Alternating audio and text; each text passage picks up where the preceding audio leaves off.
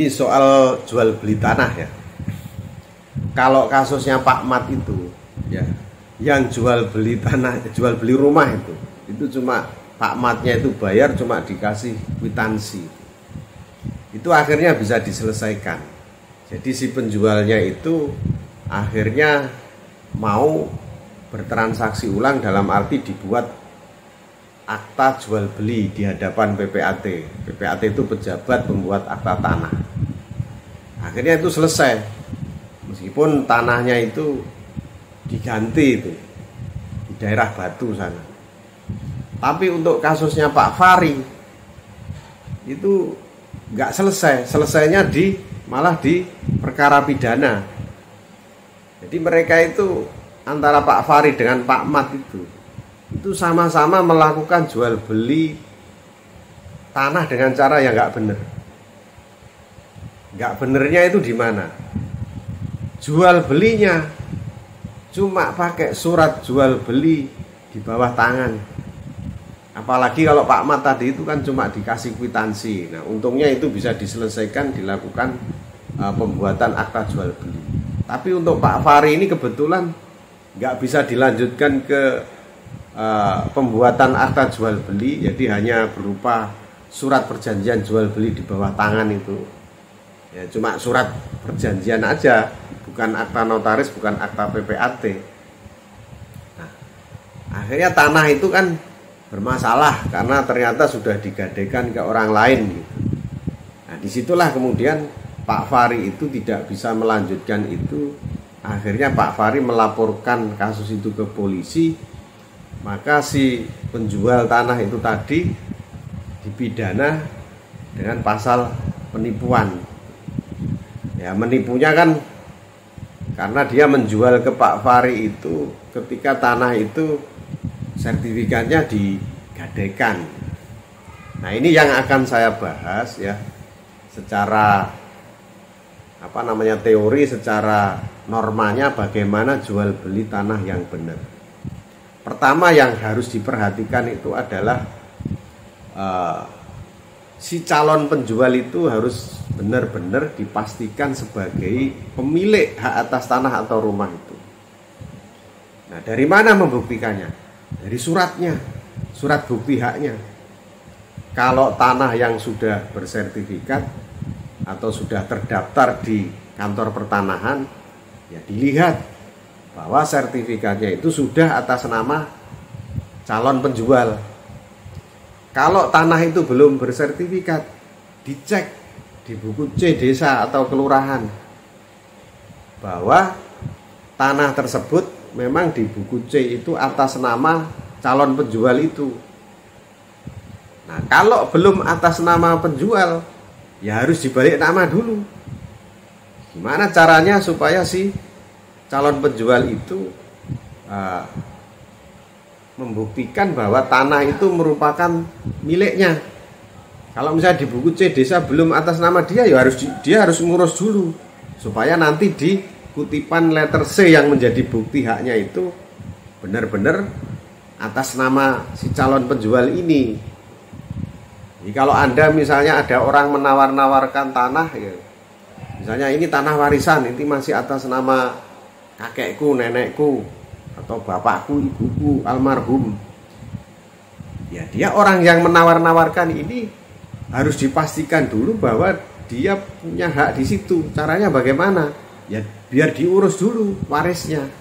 Sampai akhirnya sertifikat atau bukti hak atas tanahnya itu atas nama mereka atau dia yang mau menjual itu. Itu ya. Jadi jangan sekali-kali membeli tanah yang bukti haknya masih atas nama orang lain. Itu soal keamanan kita di dalam membeli hak atas tanah ataupun rumah yang berdiri di atasnya. Karena itu nanti akan termasuk guna memenuhi prinsip pembeli yang beritikat baik. Nah, Anda kalau membeli tanah atau rumah bukti haknya masih atas nama orang lain, Anda bisa dikatakan pembeli yang beritikat tidak baik. Kenapa? Anda tahu suratnya masih atas nama orang lain kok Anda mau membeli. Salah itu. Jadi Jadi kalau ada masalah Anda tidak dilindungi oleh hukum. Oleh karena itu si calon penjual harus benar-benar dipastikan dia adalah pemegang hak atas tanah atau rumah itu dengan dilihat surat bukti haknya bahwa sudah atas nama calon penjual itu. Yang kedua yang perlu diperhatikan, cara jual belinya harus menggunakan akta pejabat yang berwenang. Kalau Anda membeli secara lunas, secara kontan, langsung dibuat akta jual beli di hadapan PPAT itu tadi, atau pejabat pembuat akta tanah. PPAT itu bisa dijabat oleh notaris, bisa juga dijabat oleh camat gitu ya. Tapi bagaimana kalau jual belinya itu secara angsuran? Datang ke notaris ya. Jangan mau dibuat perjanjian pengikatan jual beli di bawah tangan, jangan mau. Karena itu rawan risiko. Jadi datang ke notaris, dibuat namanya akta perjanjian pengikatan jual beli atau PPJB. Ada yang menyebut juga PIJB, akta perjanjian ikatan jual beli, yang disertai akta kuasa menjual. Kenapa kok harus ada akta kuasa menjual yang juga dibuat oleh notaris? Agar nantinya kalau Anda sudah melunasi harga jual beli tanah atau rumah tadi, Anda bisa langsung mengurus akta jual beli supaya bisa dibalik nama, bukti haknya ataupun sertifikatnya. Jadi begitu. Kalau Anda cuma cuma dibuatkan akta PPJB, nggak ada akta kuasa menjual, nanti kalau Anda sudah melunasi itu, Anda mesti mencari pemilik tanahnya itu untuk membuat akta jual beli atau AJB di hadapan PPAT. Nah, itu repot. Tapi kalau Anda sudah memegang akta kuasa menjual, ada PPJB, ada akta kuasa menjual, kemudian ada bukti pelunasan, Anda bisa datang sendiri ke PPAT, di situ dibuatkan akta jual beli. Jadi karena sudah ada akta kuasa menjual, Anda bertindak sebagai kuasa dari pemilik tanahnya, dan Anda bertindak diri sendiri sebagai pembelinya. Jadi gitu.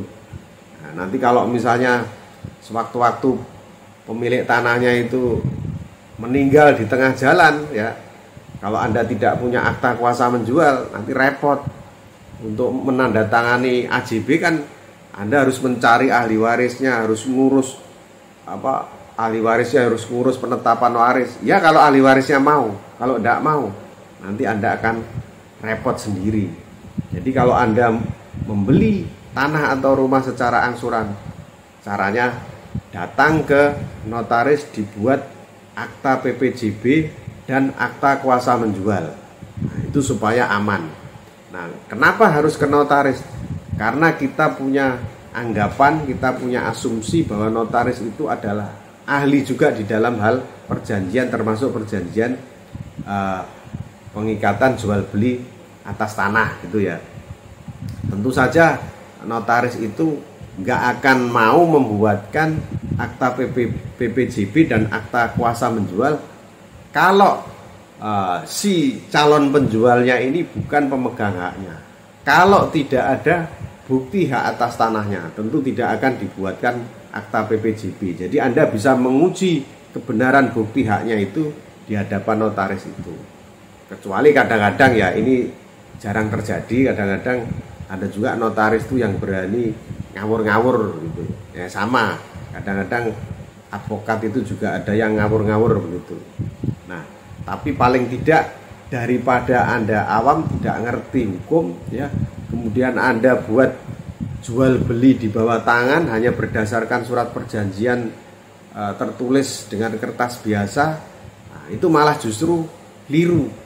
Itu keliru, itu masih belum sah karena belum memenuhi syarat kontan dan terang sebagai prinsip di dalam hukum adat yang dipakai oleh hukum pertanahan. Itu ada di pasal 5 Undang-Undang Pokok Agraria. Nah, jadi termasuk kalau misalnya si calon penjualnya itu menawarkan tanah-tanah warisan, maka dia harus mengurus dulu supaya sertifikatnya itu menjadi atas nama para ahli waris, dan ketika tanda tangan akta entah itu PPJB maupun AJB itu seluruh ahli waris harus tanda tangan. Jadi begitu. Jadi sekali lagi, jual beli tanah itu berbeda dengan jual beli kendaraan. Kalau jual beli kendaraan Anda bisa bikin perjanjian tertulis di kertas biasa atau bahkan pakai kwitansi aja cukup. Tapi kalau jual beli hak atas tanah, Anda harus datang ke PPAT, dibuat akta jual beli ketika jual belinya itu lunas. Atau Anda harus datang ke notaris untuk dibuat akta perjanjian pengikatan jual beli dan akta kuasa menjual ketika jual belinya itu secara angsuran. Jadi gitu. Ini supaya Anda kalau membeli tanah atau rumah itu supaya aman, karena banyak terjadi kasus seperti yang dialami oleh Pak Fahri maupun Pak Mat itu tadi. Ya kalau penjualnya punya itikat baik untuk menyelesaikan, kalau enggak, kadang-kadang ada yang beritikat baik begitu, tapi ketika belum selesai dia meninggal sebelum urusannya selesai, lalu harus bergantung kepada para ahli warisnya. Kalau para ahli warisnya nggak punya itikat baik, dia mempersulit, maka Anda akan pusing 16 keliling. Gitu ya. Mudah-mudahan penjelasan ini bermanfaat.